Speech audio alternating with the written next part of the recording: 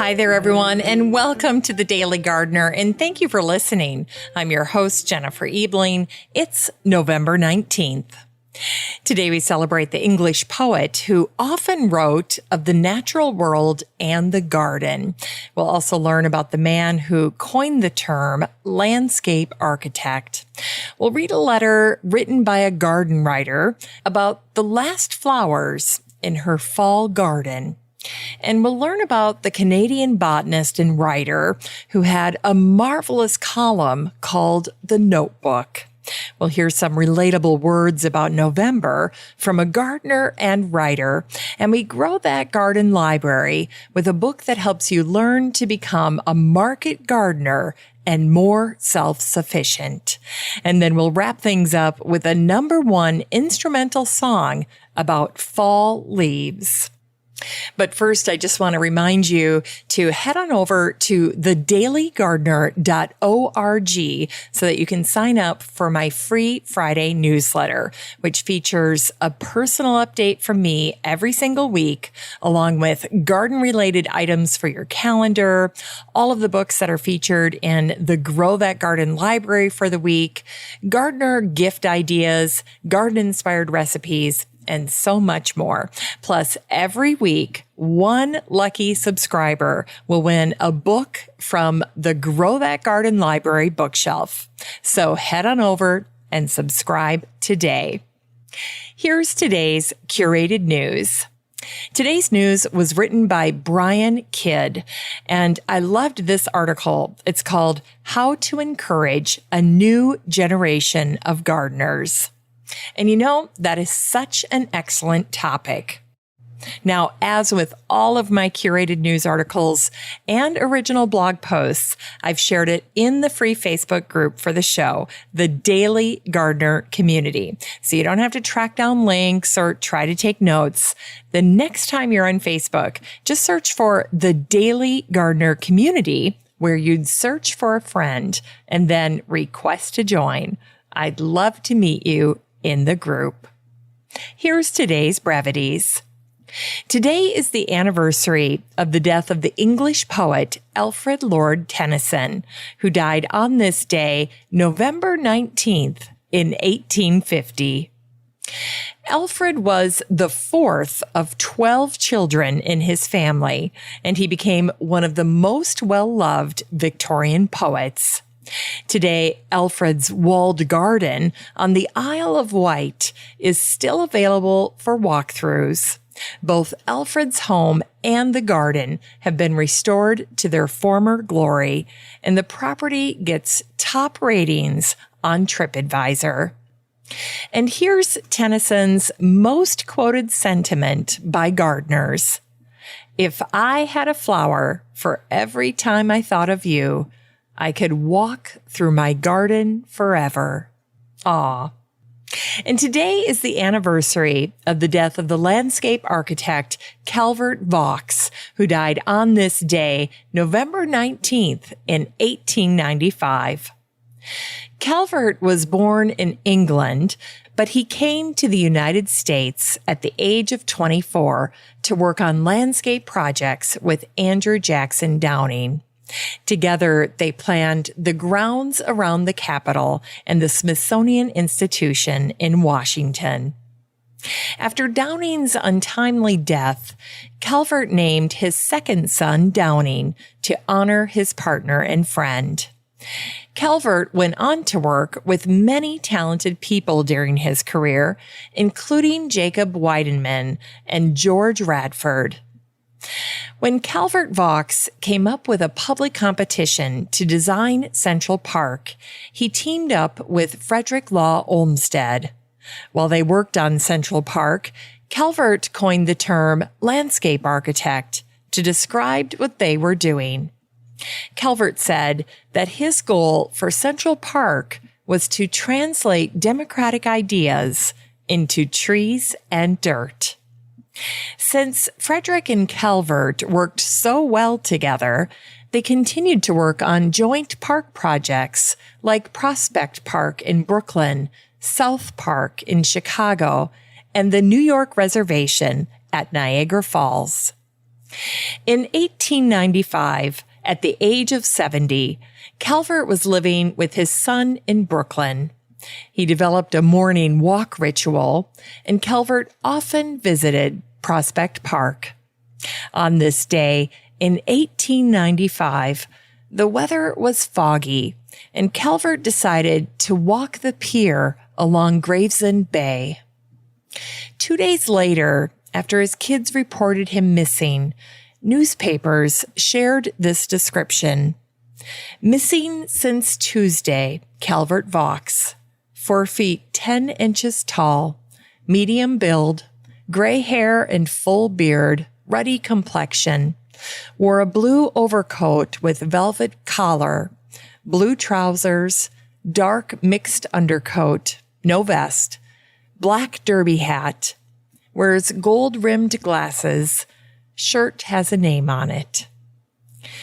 The following day, Calvert's body was found in Gravesend Bay. Like his dear friend Downing, Calvert had drowned. At the end of November, the Statesville Record and Landmark out of Statesville, North Carolina, ran a tribute to Calvert that read, "Calvert Vaux was one of the most famous men in the world. He created Central Park, and people who have visited it from all over the world say that no park is so beautiful. But the Brooklyn folks say that Prospect Park is handsomer. Yet that, too, was created by Calvert Vaux. Calvert soothed nature's rough places and brightened her attractive features. In Prospect Park, nature left little for a man to do. But Central Park is almost wholly artificial, and its beautiful vistas of hill and dale, lake and wood are largely the work of Calvert Vaux." And it was on this day, November 19th, in 1934, that the garden writer Elizabeth Lawrence wrote to her sister, "The first of the week I picked the last of your red and yellow zinnias, just before the frost finished up everything. But I think gardens are just as pretty in winter. The winter grass is so fresh when you rake the leaves off the beds weeded and covered with compost, and ivy very green, and some sweet alyssum still in the path, and that nice raked up look, and the air full of smoke, and leaves falling. Nothing is so beautiful and sad as leaves falling." And today is the anniversary of the death of the Canadian botanist and writer Julia Wilmot Henshaw. Remembered as one of British Columbia's leading botanists, Julia studied for a bit with the botanist Charles Schaefer and his wife, Mary Schaefer Warren. This was a happy working relationship by all accounts until Julia published Mountain Flowers of America in 1906. The Schaefers felt Julia had profited from their work and beat them to publish it. But other perspectives point out that Julia was more driven, and she was an experienced author. Over time, Julia went on to publish 2 additional volumes on Canadian wildflowers. A founding member of the Canadian Alpine Club, Julia had a regular column in the Vancouver Sun newspaper called The Notebook, 2 words. Her peers at the paper called her Gentle Julia. I love that. Her weekly column is a delight to read even today. And I tried to hone in on some of the columns that she wrote during the month of November. On November 28th, 1934, Julia wrote, "A friend who walked through my garden yesterday and who had read in the notebook last Friday the list of plants in bloom there, arrived at the house in an indignant mood and upbraided me for omitting to say that the following flowers were also to be gathered: white California poppy, pink and blue larkspur, large white heath, fuchsia, thyme, lobelia, and nasturtiums. Taken all together, the garden is making a brave showing when one remembers that today is November 28th. One thing I'm sorry to note, all my best nasturtiums, whose seeds should have lain dormant until the spring, are already turned into little plants 3 inches high. And here's an excerpt from Julia's final column, dated November 23rd, 1937, just 5 days before her death.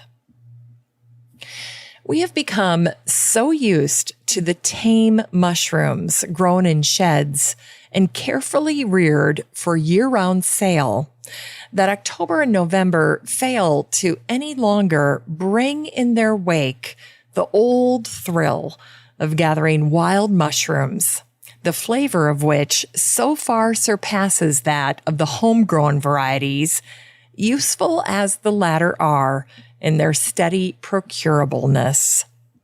Fruits of the field have a flavor all their own, and one need not be a gourmet to appreciate the wild strawberry, blackberry, blueberry, crabapple, and for their own special purposes, the sloe, hiphaw, wineberry, and grape. Have you ever read these delightful lines from the heart of New England?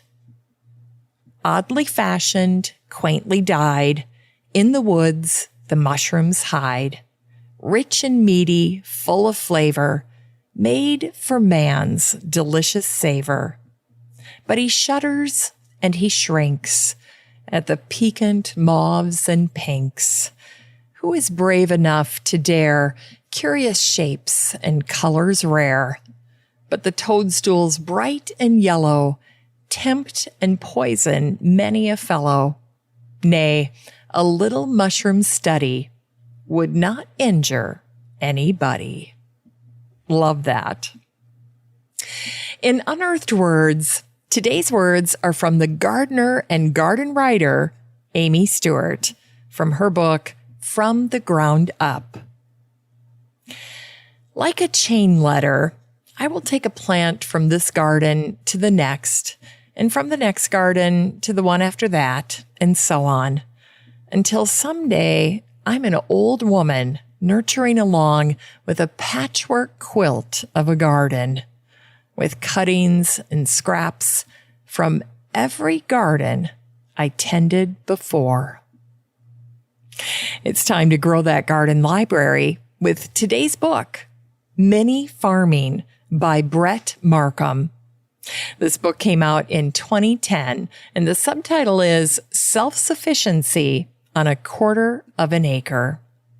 Brett's book is a #1 rated 5-star bestseller on Amazon. I see it up there all the time. His book is practical and evergreen, with tips for how to, as Brett likes to say, provide 85% of the food for a family of 4 and earn an income. Brett covers garden basics like buying and saving seeds, starting seedlings, establishing raised beds, soil fertility practices, composting, dealing with pest and disease problems, and crop rotation. Brett also addresses self-sufficiency topics like raising backyard chickens and home canning. Brett is an engineer, a third-generation farmer, and a polymath in terms of his own experience. Brett runs a profitable, certified, naturally grown mini farm on less than half an acre in New Ipswich, New Hampshire.